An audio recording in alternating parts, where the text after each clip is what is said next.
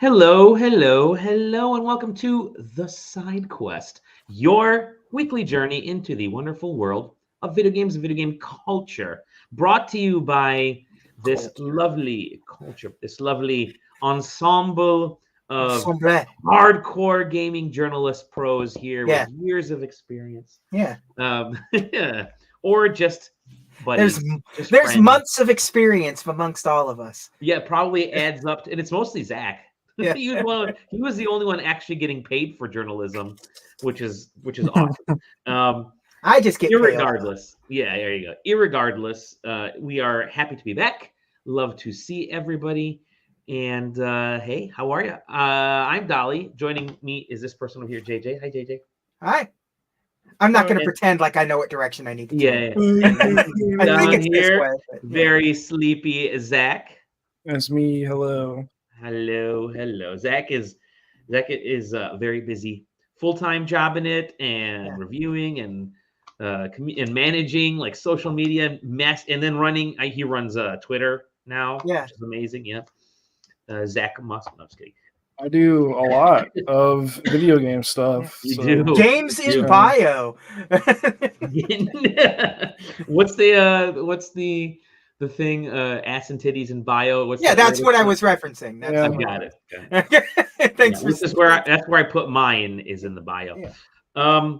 Hey, you guys, how are you? Oh, you get a Modelo. I have a Nice. Canada Dry fruit splash. I have water with creatine in it. Oh, sick. Arr. I will say one thing about Modelo. Modelo is very yummy. Very yummy. The unfortunate, and I have some in my garage, the unfortunate aspect of Modelo is the glass bottles that it comes in. Comes in this like gold foil wrap top, which is it's impossible to get that out. Get the gold foil flake off that thing because it's just stuck on there. And hey, well, banned. Yeah. Go F yourself. We love our fans, but go F yourself.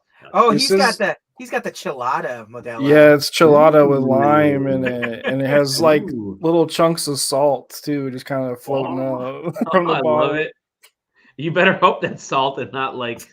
I took a drink and I had to check. I was like, "What the heck is this plastic?" And it says salt. Microplastics. Like, okay. It's no longer micro; it's macroplastics now. There you go. Well, it's awesome to chat with you, lovely people. You couldn't think of a word to describe. No, because I'm seeing replies back to us on Blue Sky, that other network. I tweeted out. We'll get into the news here in a second. I tweeted out, that there's a Nintendo Direct coming tomorrow, and then there's a Pokemon Presents next week. And the first reply was a quote post. I don't know what they are on Blue Sky, which the person says, "Hey, can people collectively be sane about this one? Like maybe not crying about a lack of new Earthbound or F-Zero games this time, or am I asking too much? Either way, I'll be in my bunker until the inevitable toxicity from this passes." It's a partner direct. We are not expecting much, but that being said, there is a partner direct tomorrow that is happening. Tell us all about it, Zach. Game Freak is a partner, so Pokemon tomorrow. There you go. And only tomorrow. There is no Pokemon Direct next week. No, it definitely is here. Let me present that. Let me share the screen there. There is a Nintendo Direct tomorrow, 6 a.m. Pacific time. These are always fun, just because sometimes it's like PAX, where every once in a while there'll just be like some goofy ass thing that pops up on screen, and you're like, huh? Yeah, it's the interesting thing. So first and foremost, partner direct, not a major direct because Nintendo just kind of gave a bunch of their games information over the last few weeks. They're like, hey, here's the Splatoon thing. Here's all the Princess Peach Showtime videos that make me not want to play that game anymore out there. Here's all the stuff about Mario and here's everything. We got Universal Studios. We got this. We got that. So they kind of gave everything away, which meant they didn't really have any first party stuff to talk about. Also because they're in the midst of getting their next console ready. Yeah, we are in the death throes. Yeah. There are rumors of them revealing that in March, but now that those plans might be changing. We don't know. But so they said, instead of this year, because they probably don't even know what's happening this year, let's have a partner direct and just kind of focus on third-party partners. It's 25-minute long-ish showcase, which is still quite a bit for a partner direct. 4 farming games. And I was going to say 4 farming games, very likely, and because there are always farming games, and Switch users love farming games, but there's still a bunch of games like we're waiting to hear about. I mean, Microsoft is going to be showcasing probably Pentiment and Hi-Fi Rush, at least Hi-Fi Rush. I'm going to assume tomorrow because that anniversary stuff was in there, and Pentiment I think is probably going to be. No. I think easy. I feel like Pentiment is definitely the most likely because of just how that game is kind of perfect for the Switch. Yeah. Will you guys finally play it? Will you play it now? I played it when it was brand new on. I haven't had a chance to. I will play it for free on Game Pass instead of great. playing it. It's a fantastic game. It's one of those games that definitely deserves a wider net being thrown out for it. Like just put it on as many. It was never going to be a system mover, so just let everyone play it. Fuck, who cares? Other rumors. I think the Endless Ocean stuff was sort of shot down. It wasn't an endless list. Such a boring ass rumor. Yeah, it's a boring rumor. But Pioro, if you guys follow Pioro, they tend to know stuff way ahead of time. And they are the most reliable when it comes to leakers because they will only post stuff that's 100% accurate. Their level of accuracy is 100% accurate. If you want to get spoiled, go there. But they showed they posted a monkey with a banana today. So there's some Metal Gear Solid 3. Metal Gear Solid remake is coming. The Ape Escape DLC is there coming. you go. But Monkey Ball, people are thinking maybe some Monkey Ball news. I'm most interested. I'm hopeful for Dragon Quest 3 HD 2D because I just that game has been. I think today was exactly 1,000 days since they announced Dragon Quest 3 and Dragon Quest 12 coming out. So 1,000 days. That is like at least a year and a half since they announced those games, and we're still waiting for any updates for either of those. And those are huge games. Yeah. Huge games. So I'm hopeful for those. Game Freak is supposedly going to be showcasing, and there's a Pokemon Presents next week. So I don't think there'll be any Pokemon stuff tomorrow. But our Game Freak has published other games. They've actually published an Xbox game. Yeah, what was the elephant one, right? Yeah, Tembo the Badass Elephant. yeah. Which don't put that on. No one cares about that game. Don't put that on there. But I played that game. Yeah, it's fine. Give me Pocket Card Jockey, which is on Apple Arcade. That's likely what's going to happen. It'll be. I mean, the thing with Game Freak is that they're really, really good at just making mobile games. Like. Yeah. So. I mean, even if it's something just new and fresh, it'll just be like a mobile inspired puzzle game for the Switch, so what? Okay. It's Game Freak. That's just what they do in those are their passion projects in between having to pump out another Pokemon game. So for those that are wondering, Pocket Card, so Apple Arcade requires a 1-year exclusivity, and Pocket Card Jockey's exclusivity ends on February 29th. So that is the last day it can be on Apple Arcade. Hey, perfect timing. So see you March 1st on the Nintendo Switch. Any other predictions from you guys besides all the farming games and some of the Xbox stuff and other things? I was trying to think like what weird ass game did I put a flyer on at PAX or something that it's because it's got to be one of those weird third party like little indie games or something that's going to pop up. That's going to be. Did we say fellow Navigator Award nominee Hi-Fi Rush? Yeah, we kind of. Navigator Award. Yeah, somebody else was now. Yeah, I wonder. Typecast is coming to Nintendo Switch tomorrow. Yeah, that's I've heard rumors that Typecast was coming and with a keyboard attachment for. There actually is a keyboard attachment for the Switch, so you can actually. We have gamepad support working for. There you go. And I played it on my Steam Deck. And we have a Switch dev kit coming in soon, so it'll happen. You have to get published somewhere else before you can get on Nintendo. This is how their stupid rules work. But And then Shin Megami Tensei, there's like a complete edition that was rated in Korea as usual. So see SMTV. So SMTVV, Megami Tensei 5 Vengeance. So that's coming. I want them to put like the original like Personas or Shin Megami Tensei games on the Switch and so like it just in their archaic form. They don't have to be special editions. Just like the Vita, where I have Persona 1 and 2 on the Vita that I could just play and then so I'll be very interested to see what other games pop up. I mean, again, I straight up do not expect oh shit, really? Game tomorrow. I really don't. I mean, I completely agree. There's not a lot. I think we'll probably wasn't Red Dead Redemption 2 rated for the Switch as well. Would love to see it how they get, because Red Dead Redemption 1 doesn't work on the Switch. What the fuck are they gonna do for 2? And then last year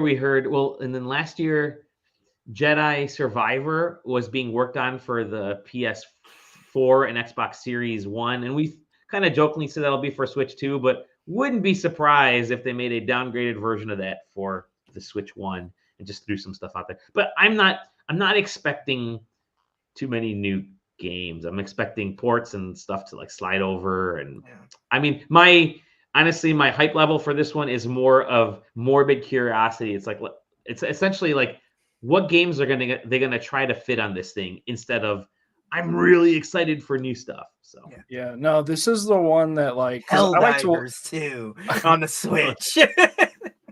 I like to watch all these things like as they premiere, but this is one of the ones that I'm like, I'll be fine seeing it on Mario 64. Like, I'll be like, okay, let's I will follow his Twitter let's see what unless they announce Quest 64 is coming to Nintendo 6 online. So that'd be sick. Oh my god! That game is good. That game is weird, but it's the only RPG on Switch and the only one I've completed on Switch. So I've now completed 100% of the RPGs on Switch, apart from Paper Mario, which I have not completed on Switch. I mean on Switch, on Nintendo 64. Man, my brain is fried. We knew what you were. Yeah, we knew. It's fine. Let me just kind of say one thing here. I'm going to show you guys real quick. This is stupid. I'm zooming in right here. See the grays coming in? Oh wow!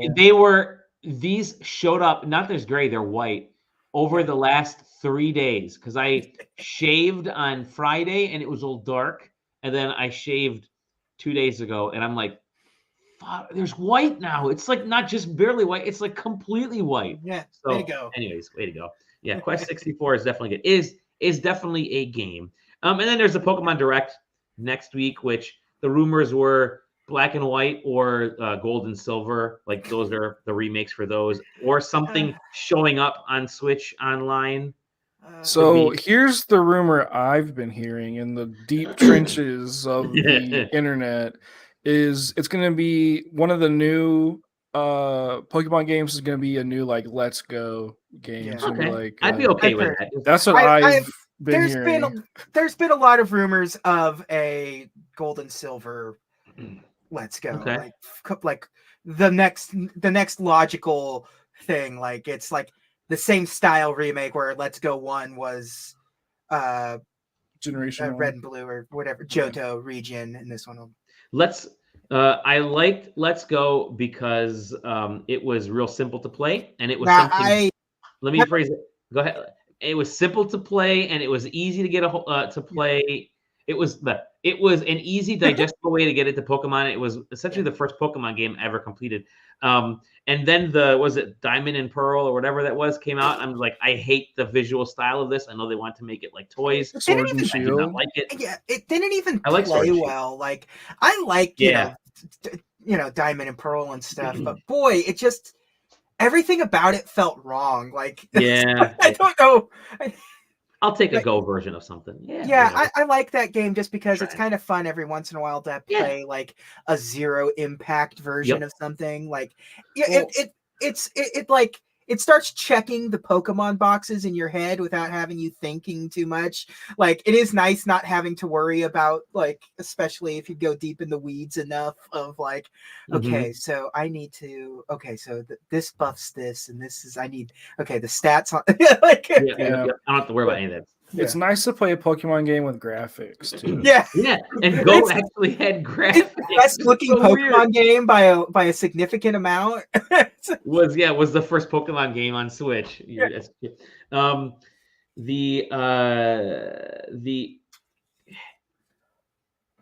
other kind of Nintendo-ish stuff was that the Switch was delayed till Q1 of 2025. I believe it. You believe it? Yep. Here's why I think it's true. Because we already touched on Dragon Quest not coming out or being announced or being talked about. Yep. We know for a fact those games are going to be launching on the Switch in Japan. Yeah. And I don't think they would have wasted time developing it for just the Switch 1. So I say in the fall, we'll hear about Switch 2 and Dragon Quest 12 and the 3D one. Imagine that's my huge process. A huge one. Yeah. I feel like this is a down year because we're gonna transition right now into some of the other news. Let's get into the PlayStation stuff real quick. And we heard the news from Sony that they were not expecting here. I'm gonna share this tab instead. Thank you, VGC. Sony expects PS5 sales to decline because they have no existing major franchise title before April of 2025. Now, that essentially what that means is you ain't gonna have Spider-Man 3, you ain't gonna have Wolverine by then, you're not gonna have God of War. You'll get ports and HD remakes, and you'll get maybe Astrobot updates, but not like you're not gonna have a brand new Gran Turismo giant IP game. Yeah. You'll have like smaller stuff while and the Spider-Man DLC is gonna start rolling out. Spider-Man DLC. That's another thing. I think we might actually get Tears of the Kingdom DLC announced because might as well. You can sell more copies of that game because everybody has it. Give us the motorcycle back. Yeah. So Sony's sales are declining. They said that they're in the latter stages of the life cycle of the PlayStation 5, which is wild to think because even Nintendo wouldn't admit that for the Switch. I think their wording's pretty intentional. I think it's like not the PS5 as a whole, but the PS5 like base model. It's definitely because there's going to be a Pro in the fall, so it's like that's the rumor. The Pro in the fall, it's always difficult because stuff that a Japanese company will say and stuff that an American company will say are completely different. They don't translate across the sea very well. So when they have to translate words that they chose for this, like the Sony stuff or even Nintendo stuff, that's not how Microsoft would say it. But it's not Microsoft's. It's not the American side saying it. They're having to translate, and having to figure out meaning behind the words, and that's just it's tricky sometimes. But yeah, I don't think the PS5 is like. They don't mean that. Yeah, it's dying. It's like okay, you're gonna get a new. Yeah, they're not saying there'll be the PlayStation 6 is in a couple of years. They're saying the PS5 Pro is. They would never do that because the economy isn't ready and the industry isn't ready either. There's not it's just there's no way that would be successful. It would suck. It's gonna be a Pro. Plus, we're just now getting to the stage like we're starting to finally sort of hit the top end of the PS5 kind of thing. So it's no longer upward. It's starting to trend downwards. Like that's how this shit's going. That's just how the PS4 Pro launched 3 years after the PS4, which this is year 4 after the PS5. So, but also like the PS4 was already like lagging behind in terms of performance a couple of years in. Like the PS5 hasn't really had that issue yet. Like. PS5 is still a phenomenally powerful console. Yeah. But what sells consoles? Games. Yeah. And you know who's maybe not selling games anymore in a weird way is this company, our friend Microsoft. They had their big business update last week, and huge, massive business update, and said, "Hey, Xbox fans, please go ahead and jump off of any bridges you're hanging on to because it's over. We've packed it up." No, they said we've got. It's a Nothingburger. We're just gonna put a few of the games out there, like the two we've already discussed, and I think Grounded and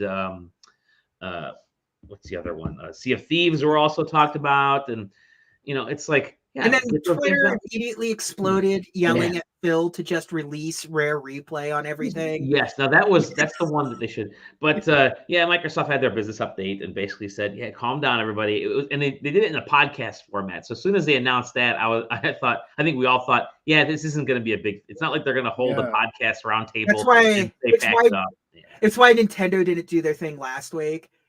Yeah, it is. That's what held it up. Yeah, because they didn't know what they were going to do. So it's like, let's just wait and see. And it's like, okay, they are going to do something, so we could just do it the next week. Yep. So, but yeah, they basically said we're going to bring 4 games. Right now, we're only looking at 4 games, and we're going to use it as sort of the test bed to understand if this is something that people. Guess what? They're probably going to do pretty well because it's a lot of folks just don't have Game Pass or Xboxes, and so Game Pass has slowed down in numbers. Like it hasn't accelerated as much as they thought it would. They wanted to get to 100 million Game Pass subscribers by like 2030, and they're sitting at 32, 33, somewhere around there, which is not. I mean, when you got to make up 60 million people over the next 6 years, that's a lot. That's a lot of work to be done. All right, here's the minor question for this: of the 4 games announced, which one do you think will actually be successful on other Sea of Thieves? Thieves. Probably Sea of Thieves. Yeah. The other ones, I think Pentiment will be. I think they'll be novelties, right? They're not huge games. And Grounded has the fan base that it's already going to have. It's got the PC and the Xbox group. That's it. Going to PlayStation isn't going to fix it. That's a good game. Grounded's a good game, but like, I think Sea of Thieves will really be potentially like big, on Sony console, because like. I mean, here's the thing. I work with a bunch of guys who game, and they don't have Xboxes or PCs. And they recently bought Skull and Bones because they wanted to play pirate game. And I'm like, you should play Sea of Thieves. They're like, well, we don't have Xbox, blah blah. Like, there is a definite market there of those types of people. They're like, we want pirate game. There isn't any other pirate game. There are no pirate games. Even Skull and Bones isn't a pirate game. No. So it's just like, I think it has potential to be pretty big. Yeah. Agreed.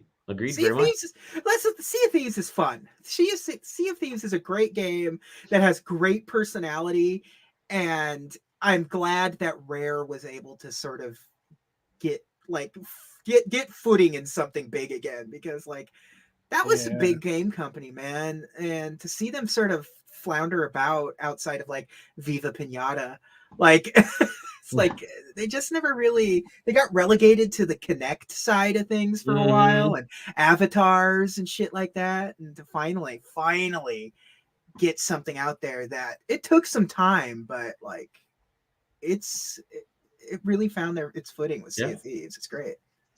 And then they said, by the Diablo 4 is the first Blizzard game coming to Xbox, which is cool. That'll get more people playing it. I'll play it finally.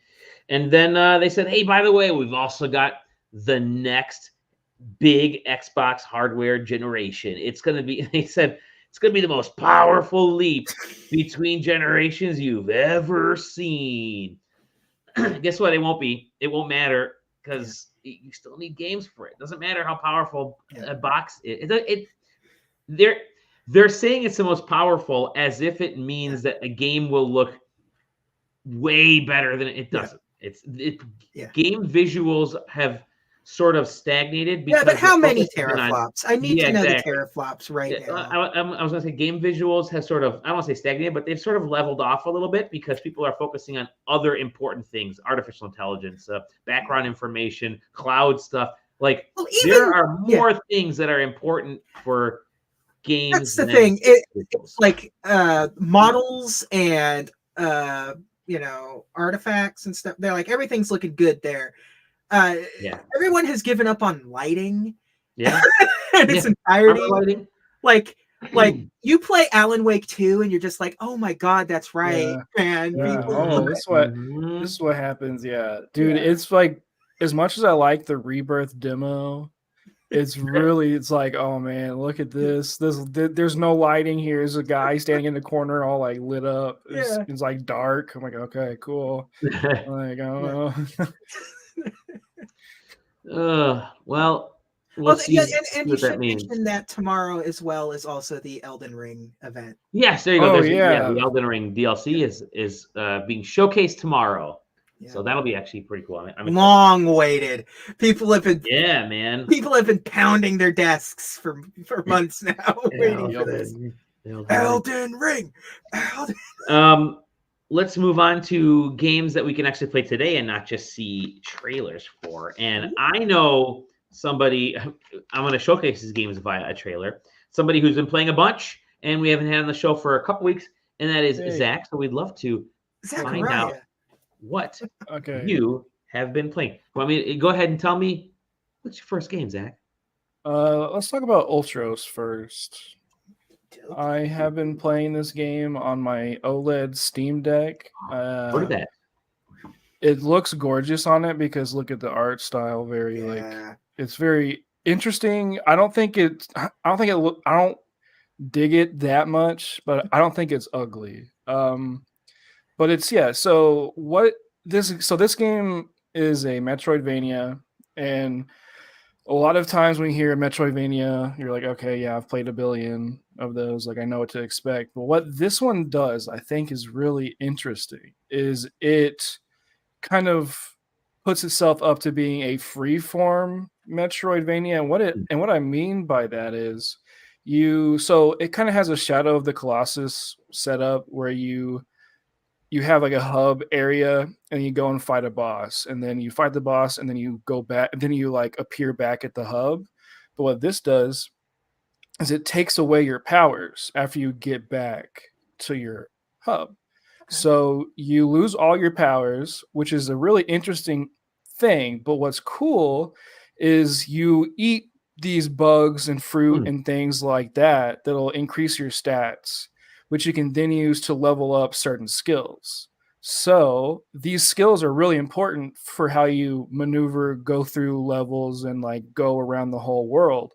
So essentially, you kind of go back, lose all your stuff, and you're like, okay, I have to level up again, but I also have to be aware of where the map is and what is in my way, so I know what to level up and what to unlock in my skill tree. So there's all these bosses spread out, and it's like you have to have map awareness and you have to keep an eye on what powers are in your tree. There's like a sprawling tree for you to unlock all these things, like a double jump or a certain like block or certain attack you might need to like hit a certain thing on a baddie, or just like all these things. So it's a really interesting twist on the Metroidvania kind of thing, because it's like no matter like so it just like you can approach it in so many different ways, and I think that's really cool for a game like this, because usually it's a pretty similar unlocking path for every person who plays this, but you could just play it potentially in a completely different way from every other person that you know who's like playing it, which is super cool. I think it gets lost in the weeds a little bit. Here's the skill tree. It's big. But I think it gets lost in the weeds a little bit going towards the end, because there's just like so much you need to remember. But it is pretty rewarding after you kind of get through it. But yeah, that is Ultros. It's definitely worth checking out.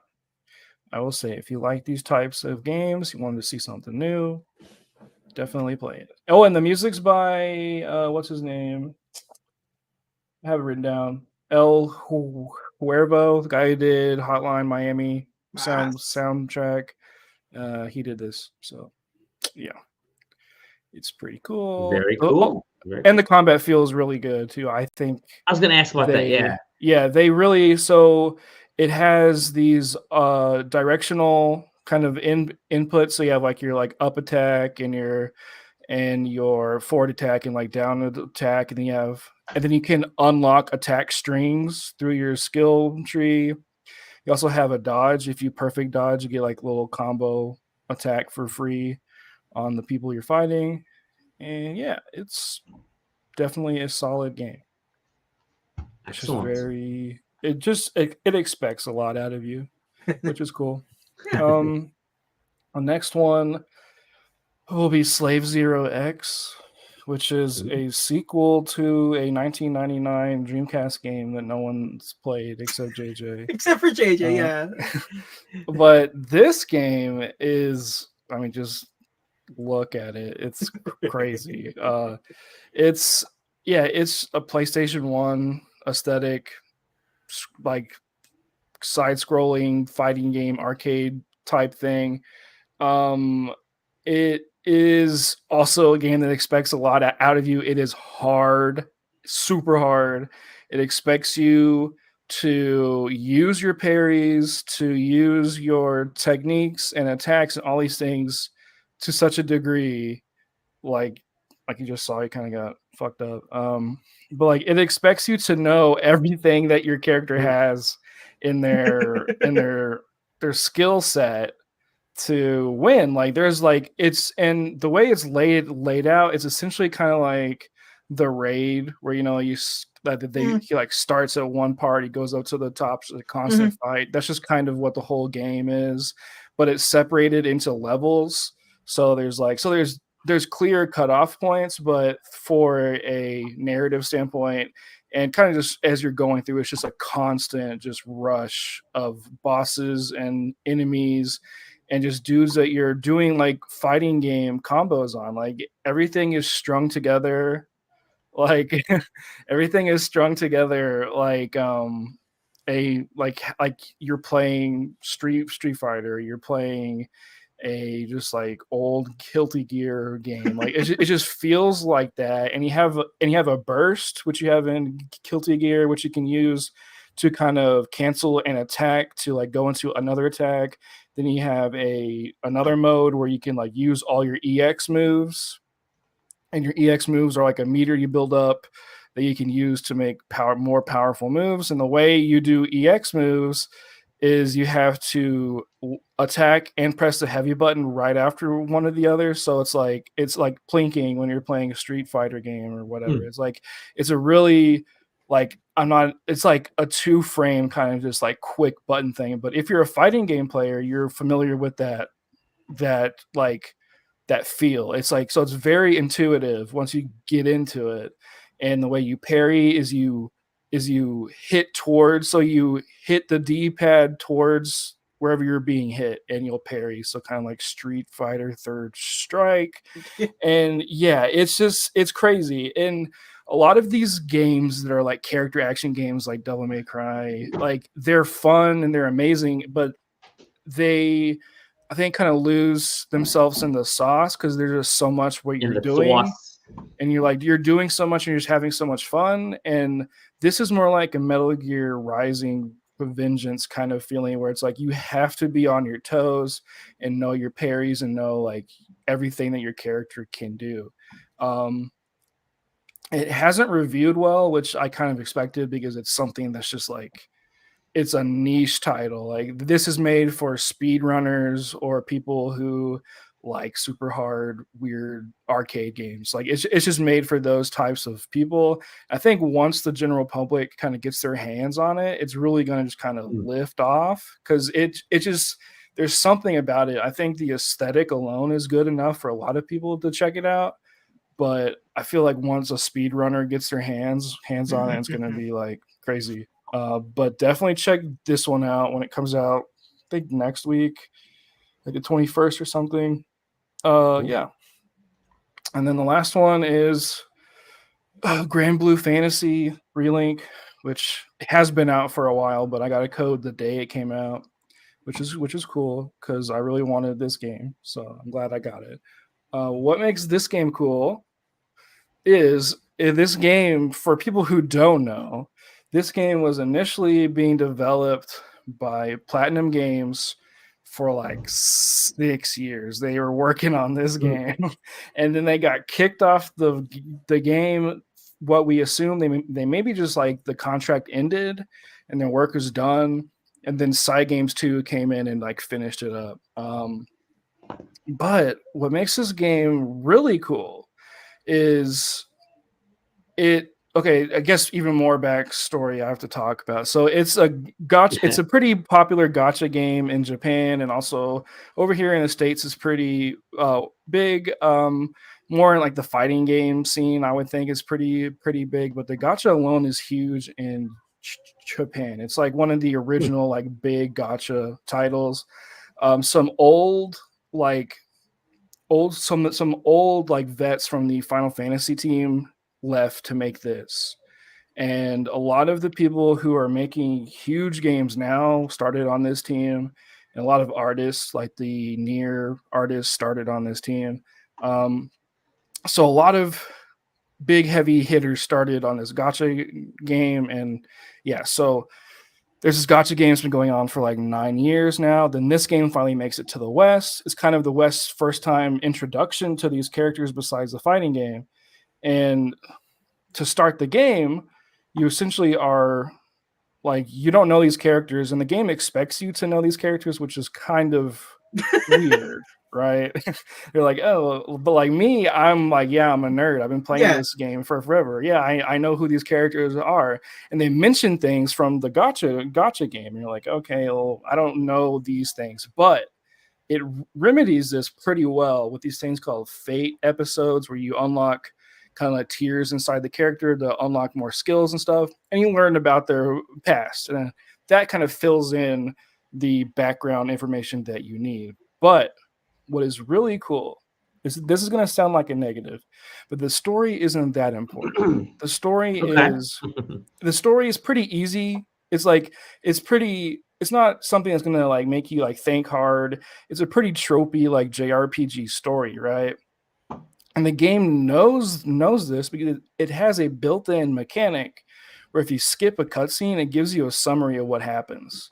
It's like blah blah blah happens and blah blah blah. You're like, okay, cool, and you just skip, and then you keep playing the game. So it's like if you want to watch it, you can watch it. If you don't want to watch it, skip. Be like, okay, Jita and crew went to fight the goblins over here, and they learned this. Okay, nice. Sometimes it's 10 o'clock at night, and I don't know how long your cutscene's going to be. So. Yep.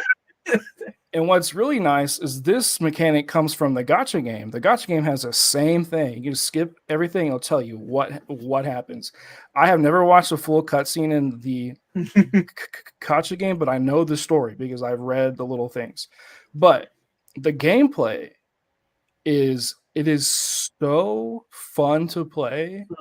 It is insane. It has these Platinum Games set pieces, and it feels like a Platinum Games game, and it's also an RPG, like a really deep RPG on top of that. So you have leveling, you have skills you unlock, you have weapons that you level up, or weapons that you craft to make the best thing for your character, stats you can find, all these things for this grinding thing, right? But it feels good to play. And there's like 24 characters you can unlock, and they all play different, and they all have like different rotations, different skill sets, different utility they bring to your team. You can make a team of 4 and gear them out and go crazy fighting these like raid bosses to get more stuff, get things to level up, whatever. But what's also cool is you can play online with friends. So you and your friends can go and fight these raids, fight these quests, all this super hard in-game content with characters that you can level up together. But yeah, so it's really crazy, but it feels like an MMO in the way it has like each character has a specific skill set and rotation and different builds. Like you get these weapons that you have to craft and grind for and put like gems into to level up, all these things. Very like all the things you would expect from a gacha game are here, but you don't have to spend any money, which is cool. So there's a lot of grind, but you just have so much build variety you can do with your stats, with these different things. I forget what they're called. They're these orbs you can get to put on your characters that give you different increases in certain and like certain things. Like, oh, like if this character is in the air, they do more damage, or if this character never gets hit, they do more damage. So you have characters who are built around these certain like skill sets. So it's very cool. And like I said, there's 20-ish different characters and they all play different. And you have these amazing set pieces. It's a gorgeous game. The bosses feel like raid bosses from like from like Final Fantasy 14. It's crazy. It's good. It's not particularly like seen to have like RPG style like dungeon raids online, but without any of the MMO trappings. Like it's that's kind of a new novelty concept in like video games as a whole, because it's either it's an RPG or it's an MMO. It's like it's one or the other. You either got to commit to the long haul, or hey, you just want to come and do this with me for 30 minutes. We do. Yeah. No, like it's like the Monster Hunter thing where you have a hub city and you can like post a quest and invite your friends and they come. Like that's just kind of it's awesome. We need more of that, I think. Yeah. There needs to be more games like that. So but we don't have any games that are like that play like this. There's no games that play like this. So like it's just a nuts to butts kind of just like going insane. Like I love that. Nuts to butts, baby. You have Raven is on the screen there, Dally. Go click on me. You have like perfect dodges that will do things for your character's attack. You have parries, you have like break mechanics and all these things that you and your friends can do together, or you and your party that you made yourself can do, like that you just build a party around. Like it's just so fun. And yeah, it's also $60, which is a rarity in these days. But yeah, it's definitely worth like checking out if you ever get the chance, because the story is also like 10 hours long. So if you want to play the story, just like go through it. Yeah.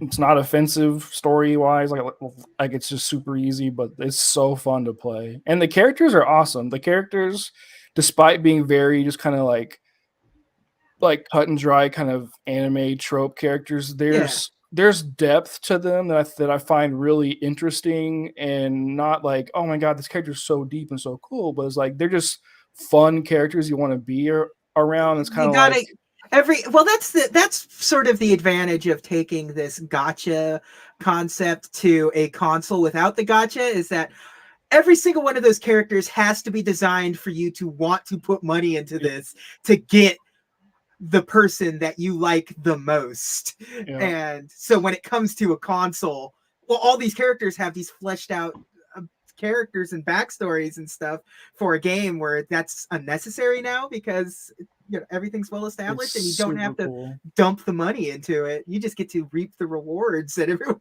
else is. Yeah, I really think the biggest shock to me is they have 20 odd characters that you can unlock, and they all feel so different to play. Like that's just such a feat to just kind of like have in the game, that amount of like anybody can find a character that they like. Like there's characters who are just dedicated to shooting from like afar. There's a character who's dedicated to like killing himself, but like getting more attack and being like a tank, and like that's just like just so much stuff. And it's nice to see that nothing kind of got sacrificed in terms of like, usually when you have something like that, it's like, oh, it's got like, 85 unlockable characters and they're all unique, but then like every other part of the game kind of suffers. Like it looks like shit and it's kind of sluggish, but And also I think the biggest like thing I can sing for like the praises I can sing is it does an amazing job of bringing the already established like gameplay people expect who are like fans to a console game. Like it's like really respectful to where it came from. It's just like it's awesome. So I have to check it out sometime. Worth getting it on GameFly if that still exists. Yeah, it used to be. Back in the day, some magazines had the pass, rent, or buy. Oh yeah, I love those. I loved those. I think Kotaku still does that. I don't read Kotaku, but who does? Kotaku. Stephen Tortilla. Yeah. All right. JJ, Oh, you've been JJ. playing game. I've been playing games. There's a couple of games. A couple of games. Yeah. Let's get here. I'm going to start with whatever pops up on the screen is what I'll start talking about. Well, you only gave me one. I don't remember. I told you the other one that I was going to talk about. You just weren't listening. That is correct. I wasn't listening. I'll type it in the chat so we can look at it. Yeah. Final Fantasy Rebirth. Did I miss the discussion on JJ's One Piece hockey jersey? Look at that. That's badass, actually. This thing's comfy as Quite hell. badass. We'll start with a classic. A classic, yeah. Yeah, Quamp 2. This was a PAX West choice for me when I saw it late last year. I'm gonna go with as I said in my text that I sent you. I'm gonna go with the kayfabe story where this is a sequel to. This is a sequel to Pong. It is not a. There is no pre-existing Quamp as far as you all know. But no, Quamp. Did anyone play the original? I'm sure. Zach. Yeah, way back in the day. Yeah. I was one of the original testers for Quamp because I know the guy who made it. So it's a very straightforward sort of concept. The original was just like you got a button, you push it. The ball is always in like x-axis motion. So when you push the button, it changes. If you're going up, it's going to make you go down, but always in the direction you're facing. So if you need to be going the other way, you got to hit something that's not a travel and then launch you in the other direction. So, but the stages are filled with traps and pitfalls and all kinds of goofy things. So yeah, it's sort of in lore. This is the sequel to Pong. They bought it. Like Atari owns this now. It owns Quamp now, and so it's sort of officially almost canonized this Pong too, in a way. So instead of playing as the paddles, you are now the ball. And you break. What a twist! You break free from the game world of Pong and go on this like. I'm trying to remember what game this reminds me of. It's like because like there were so many games like this in like 2010 where it's just like, hey, just like this lo-fi death trap. It's like VVVVV and all those kinds of games like that. Does it have this sort of CRT-ish? Yeah, the screen is cool. The screen has a sort of fisheye effect on it with scan lines on everything. It's a really cool aesthetic. But yeah, you're just controlling the ball and trying to make it through, solve these puzzles. But now the big thing is this has 100% more buttons. Cool. So now there are 2 buttons in this game. You have the typical, I'm just going to say y-axis because they'll flip it on you every once in a while. It's not just up and down sometimes. So you have that, but you also have like a boost button that you can charge. So if you hold it down, it'll charge the ball, and when you release it, that little blue charge that we just saw. Blue charge, and that blue charge can be used for a bunch of different things. It can push things around. It can break certain things. As long as if it's colored blue, you can only interact with it when you're in that boost mode. Like those blocks. Like those blocks you can push, or there are certain bricks that you can push. Those black holes that you can sort of get caught up in and stuff. And yeah, there's boss fights. There's 30 stages. It's not a lot, but it's enough. And it'll fuck with you every once in a while. It will be like there'll be certain places where you lose control of the ball altogether. Like you can't make you can't make it go up and down, or like you'll go underwater like here and it changes the physics entirely. Like instead of pressing you push the boost button and it makes you sink, and when you push the A button to make you kind of like swim a little bit. So it's I highly recommend if you play this, playing it with mouse. It feels so much better. Bye, Zach. It feels so much better with a mouse when you're just sitting at your computer and you've just like right and left click, and like it's a very, very, very hard game. Oops. Wrong button. It can get very, very hard, but it's also very easy to just like sit there and look at the screen and just keep pushing the button, because it's also very forgiving with its checkpoints. Sure. So like it's definitely one of those games where you're just like, okay, fuck. Okay, fuck.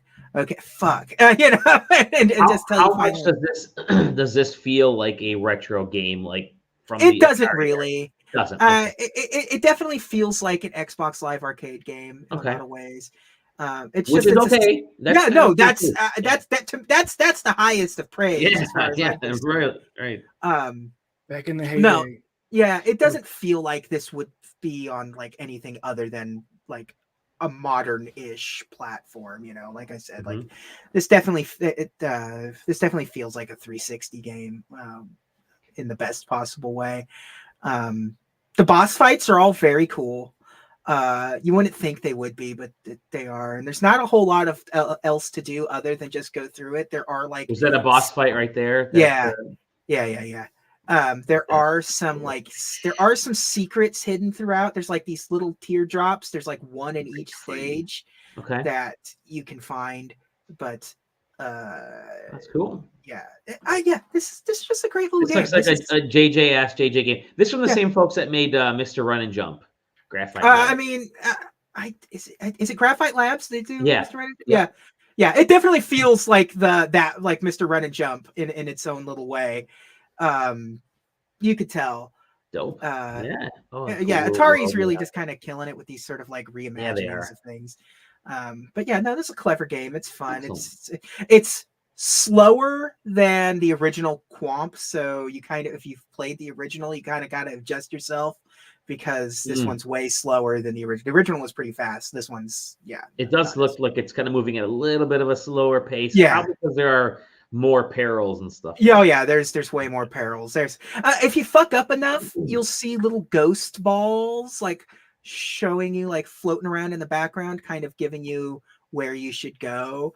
It took me a while to realize what was. I thought it was at first. I thought it was like my ghosts of like me fucking up, but no, I eventually realized like, oh no, that's them trying to tell me that I'm sucking really bad right now at this stage. But it's a great. I've been playing it exclusively in like on like handheld mode on like the Steam Deck and stuff, and it runs fantastic, and it's perfect for that kind of thing. But I've also been playing it on my laptop, which is also plug in a mouse, left click, right click, and just kind of stare at the screen as my retinas burn. No, great, love it. JJ, yes, sir. So the person who made the original game, Wombat, have you played his new game, Mussolina? No, I have not. You should check it out. I will check that out. I think you'd like it. I will check that out. That's after we get off this here. All right, next up, another game. Another review code that I got. Our Zet. Wait a minute. This is this Link? The Jewel of Faramore. So this is definitely one of those things where I saw it and I was like, yeah, I need to play this. I don't know if you noticed, if you go to the very beginning of the trailer when it gives his logo, notice that it's CDI Games. Oh, brilliant. CDI software. Very, very, very good name. Because so the story is that this guy originally made a remake of like a modern day remake of Wand of Gamelon. I believe it was. I can't remember which one. I'm pretty sure it was Wand of Gamelon. Yeah. But like with everything, it was one of those like, this is just a fan project. Put it up for a couple of days, then delete it so you don't get a cease and desist. But once you upload it, it's out there forever. Yep. So yeah, and then eventually he just this is a limited run games release. This is like they haven't been published. They've just recently gotten into like publishing their own stuff, and this is like one of their first few like original titles that they're publishing, not just like the weird like compilations and stuff like Bill and Ted or whatever. This is like an original, and obviously just by looking at it you can tell that this is this Zelda CDI games like Wand of Gamelon. For better or for worse, it's the gameplay is exactly the same as those, where it's just a little side-scrolling, very simple platforming hack and slash game. That's what the CDI Zelda games were. The biggest problem that they had in terms of gameplay was that the CDI was not really designed to be a video game system like a platforming thing. So it's very sluggish, very poorly responsive controls. But like, so they took that gameplay and like it plays well. It like this actually feels like a decent platformer from the 90s. I love the Microsoft Paint visuals. Yeah, and I mean, and it's exactly how like the CDI Zelda, Legend of Zelda games look, and the acting is the same. They actually got the voice actors to come back for Zelda. They have roles in this game. That's awesome. Which is very cool because it knows what it is. It's I don't know. It's completely unhinged. Like its existence, all of the it's funny. All of the cutscenes are like super goofy and over the top, and everyone's overacting at all times, and like just like terrible characters and terrible character designs and our Zed. Basically the whole line. So it's like you can't really go very long without being interrupted by one of these hideous cutscenes. And I mean that in the most compassionate way possible. It's designed to be that way. It nails the aesthetic 100%. It's really having fun in the sandbox of what the Zelda CDI games would have been if like I don't know. I don't know. It's hard to describe because it's not, the game isn't interesting. Like the gameplay sucks. It's just boring. It's just a simple platformer that you're collecting jewels and beating up bad guys. And it's not particularly difficult, but it's the package. You have to look at it at the overall package. And like a lot of people have fondness for the CDI games, and not like because they were good games, just because of how bad they were and how notorious they are. And to just take that concept and have fun with it and make a competent game that's like well made and at least plays well is fun. They call it an animated adventure, and that's the right way to put it. It's almost like playing an FMV game in a way, because like the gameplay itself is so secondary to everything else that's going on in the game. Like they went so hard into the aesthetic that if you go to pre-order the physical copy on limited run, if you get the deluxe edition, and you can buy it by itself, they have the original pointer controller that was with the Philips CDI that looks like a little, it's the little one-handed controller that has like a little disc on it, and like it's like a D-pad with buttons, and like it's I don't know if anyone's ever used that controller, but like I played Wand of Gamelon with the original Philips CDI with that controller, and it's a fucking nightmare because the hitboxes are all bad, and there's a delay in everything you do because it's early disc-based bullshit. So like nobody really knew what was going on at that point. There it is. Oh, that thing. Those things suck, but it's really the original fun. Wii nunchuck here. Yeah. And if you get the collector's edition of RZ, you get the same controller button, hot pink. Oh, so that's kind of cool, actually. Yeah. I kind of want one because it's A, not that expensive, and B, like it's just silly. I like that idea. I like that they did that. It'd be a fun way I like to play that it's like, here are two images. Here's the image of this thing, and also, by the way, here it is with the background of the game. Of the game, yeah. That's it. Yeah. And there's the hot pink one that you get in the hot pink. It's kind of bad. Yeah. There you go. No, this game's I want the record too. So that's neat. Yeah. Record. They're really going all in, but again, this is limited run. Like this is their game. Yeah, we'll see them at PAX East. Maybe they'll have it there. If they got one of them controllers, I'm buying it. There you go. But put in your butt. Yeah. Hey, will it fit? Yeah. But listen. I'm outright like it's not a fun game like to play. It's just cool. It looks like it's just something for people that are in on the joke. You got to be in on the joke. You have to sort of like a random person picking up this game and playing it must be so baffled at what is going on. Like it's such a boring game, but so much time and effort went into these cutscenes and this animation and like the voice acting. And some poor like grandma's gonna buy this for their kid who heard about Legend of Zelda. This is exactly like Legend of Zelda. The kid's gonna play it and be like, "Who the hell made this game? Why did they make this so bad?" There's a reason. Yeah. But no, I love it for what it is. It had a mission statement that it set out to do, and it nailed it. Like that's the best you could ask for some of these things. Yeah. So yay! Excellent. I've also been playing Mario versus Donkey Kong, but like we don't need to talk about that. Yeah. Well, I'm playing a game for review as well. We've all got these review codes. Yeah. And I'm playing a game. Let's see if I can get this running. All right, I got it here. Is it going to show? Oh, it's not window. There we go. C7 Rebirth. Chrome tab. Why won't? Did I shrink it? I shrunk it. No wonder. Okay, here we go. I'm playing a little game called Balatro or Balatro. Can you guys see the game there? Yeah. Yeah. All right. So I'm the Joker, baby.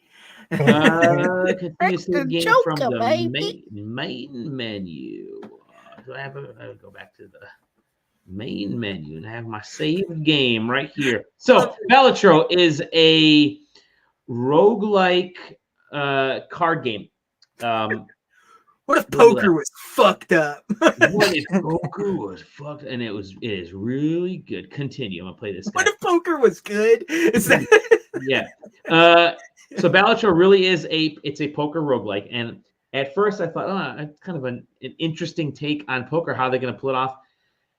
This is the poker you know and love. You're trying to get full house. You're trying to get a straight flush. You're trying to get all that stuff. But you're playing up against a sort of a timer and the number of hands. You kind of see the screen here. There's a number of hands you can play and a number of times you can discard cards. Yeah. Start with like that card. Yeah, you start with like 3 and 3, I believe, but you depending on which decks you open up or which modifiers you use, you can expand those as well. So,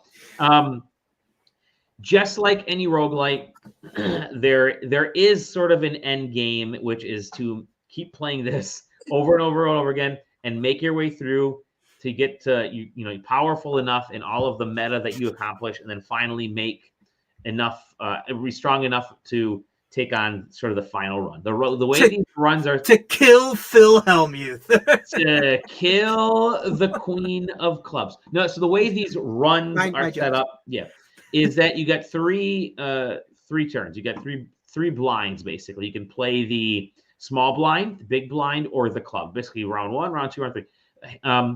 And all that means is, let's say I'm going to start with the small blind. Cool. So I have my deck of 52 cards here, and you can expand this deck. So you kind of see what's in the deck right there, based off of what cards you collect during each run. You can kind of expand those. You get that through the money you make here. Cool. So you make money after each hand, obviously, after each run. So right now I have to get at least 300 points. You can kind of see up here in the top corner. Not that bad. You guys see any cards that I can pull together here? Yeah, there's a couple 4s. Yeah, we can do the 4s. But just a pair is 4 points, 8 points, and I had a modifier already, 36 points. Well, that doesn't do much. 36 points is nowhere near 300.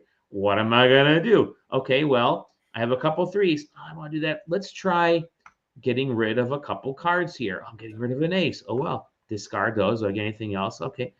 10, 8, no, 5, 3, 2. Still nothing. But 8, 9, 10, I got Jack. You got 8, 9, 10, Jack. 8, 9, 10, Jack. But that's 4. I need 5 That's cards. a small straight though, isn't that good? Yeah, they don't count those. 8, 9, 10, What? Jack. See, high card. You have to basically straights flush it all. It has to be 5 cards. But I have 4 diamonds here, 3 hearts. Do I take a gamble and get rid of the 3? Let's get rid of the hearts here and see if I can get some more diamonds. Because there we go. Oh, I'm 1, 2, 3, 4, 5. So many points I get here. So I dropped one of my hands. 10, 10, 9. Adds all that up. And 28 points, 324. I beat the small blind. Pretty easy. It's just poker. But man, things get fun because you get money. I'm going to cash out. So I got $6. You can get Joker cards. What does Joker card do? This one gives me +1 hand size. This one gives every face card gives +4 of multiples. Oh, both those sound pretty good. I'll say right now, definitely pick up the Jokers as much as you can. Like try to find one that matches your play style. So I'm going to get this guy. And then you got these vouchers, which are long-term throughout your entire run. And sometimes they can be included in your overall kind of ownership of the, your full complete run stuff for the game. So I can buy this voucher, which says playing cards can be purchased from the shop, individual playing cards instead of just Jokers. Or you can buy these different packs, rip open one of these packs. Let's do the Arcana pack gives me 3 tarot cards, which are kind of up here that you get to use these items in each match, or planet cards, which are used immediately. Let's do the planet card. Could you imagine sitting down watching the World Series of Poker as some guy cracks open a booster pack? Yeah, man. So here's what the planet cards sort of do. You can level up hands. So I can level up 3 of a kind. So I can get 2 multiplier plus 20 chips, 4 of a kind, straight flush. I'm gonna do 3 of a kind. What does Uranus do? So 3 of a kind now gives me a ton of more points. So let's try the next round. So needless to say, you keep playing these rounds, you win, and then you eventually lose, and you kind of start back from the bottom. But a lot of the stuff you've saved up tends to work. So in this case, look at 2 aces, 2 2s. This, by the way, is my most popular hand combination. It's probably going to be 2 pair. I'm going to play this sucker and see how many points I get. Okay, 31, 42, 44. Look at that. Beautiful. And I get 92 points. Bam. So I'm already starting off mediocre. But, hey, check it out. King, Jack, 10, 9. Let's do this straight. I think that might work better than 2 pair. So straight right now gives me 30 times 4. You can kind of get that. Well, what does this get? 20 times 2. Yeah, not good enough. So I'm going to go with this straight. So I've been finding myself playing this, looking at the amount of points that I get, kind of playing each hand, setting things up. I swear I feel like I'm becoming a better poker player by playing this. And right now 408, and yeah, bam, I can win this sucker just by, let's do this straight. Just knock this sucker out. 1, 2, 3, 4, 5. Play this hand. God. Oh, I forgot the jack. I said, you dumb son of a bitch. I didn't even look. That's right. I'll just get this sucker. There we go. Yeah, I missed the jack. I'm sorry. But Jack never misses a jack. Yeah. So you play these kind of first 2 rounds, and then you get to the boss, and the boss is sort of it's an eldritch horror. It can be because the bosses have their own modifiers. Okay, let me cash out here. I'm just going to buy the other Joker. Let's see where the Jokers, if hand can play 3 of a kind or get total salve. Let's do I'll do this Joker. I'll buy this. Oh, what a surprise. Dally doesn't go with temperance. Not me. Let's go to the next round. So the boss, the club says all club cards are debuffed, which can suck if you've amped up your club cards with the modifiers and the planets and all that kind of stuff, or with the jokers. We can do that as well. So the nice thing about this joker is +1 hand size. I'm getting 9 cards here instead of the regular 8. So clubs are debuffed, but I got 2 9s here. Oh, look at that. I can get a pair, but I don't want to do that. I want to let's dump these 3 cards. Let's see what I can get out of here. There we go. Full house. Remember, 3 of a kind to get 100 chips there. So I'm gonna play this sucker. I might be able to knock this guy out in just his first. Oh yeah, I got him. I got him, baby. Or do I? Oh, close. Yeah, bam. See, look at that. My first hand played. I was able to knock him out. Cool, easy, lots of fun. And then you get into the later levels. These first few, the tutorial is kind of long-ish because it'll take you a little bit of time to just kind of figure out what to do. But once you get it, it just snaps into play. While those first few hands are easy, you're looking to get 600. You're looking to get, I'll buy this. You're looking to get, 2,000 points, whatever, 800, 1,200, 1,600. Then you're getting up into like the tens of thousands and the millions, and finally you're into areas which are the game, the final like sections of the game.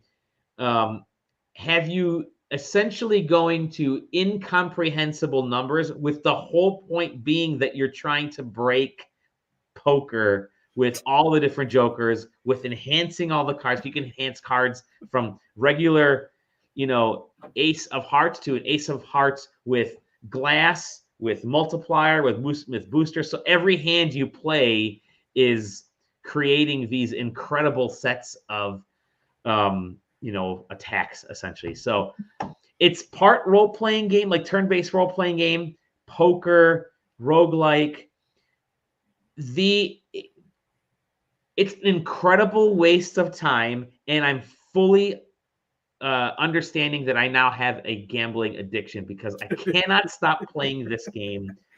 We need to find the right gotcha game for Dad. Yeah, this is get him on Nikkei. Every year or so, there's a game that kind of comes out of nowhere and sort of gets me a little bit addicted, and I get over it, get enthralled with it. Last year was Suika game because it was just kind of stupid and simple. The year before that, I think, was Vampire Survivors, which I thought was great. This is Vampire Survivors level of addiction, but because it's meant to play at your own pace. Like I can start the hand and walk away. I can come back like 2 hours later and continue. Whereas the Vampire Survivors, you have to keep playing because, the runs are intended to be like 30 minutes, 40 minutes of Vampire Survivors, But in this case, bam, bam, bam, bam, bam, play that. I'm good for now. I'm going to come back later on and play more. It is so well developed from this just being able to stop and start when you want type of play. That's because it's poker that I freaking love it, to the point where I have figured out a way here. Let's knock this sucker out.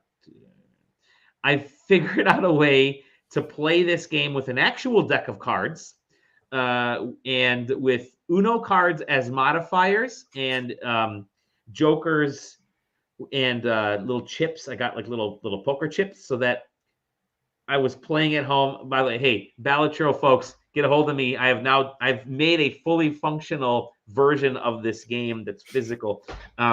Maybe I'll do a special episode about that. It's just, I can't stop thinking about this game. It's so addictive. It's so easy to play, and you lose, and you're like, crap. Okay, just one. That whole saying of just one more run.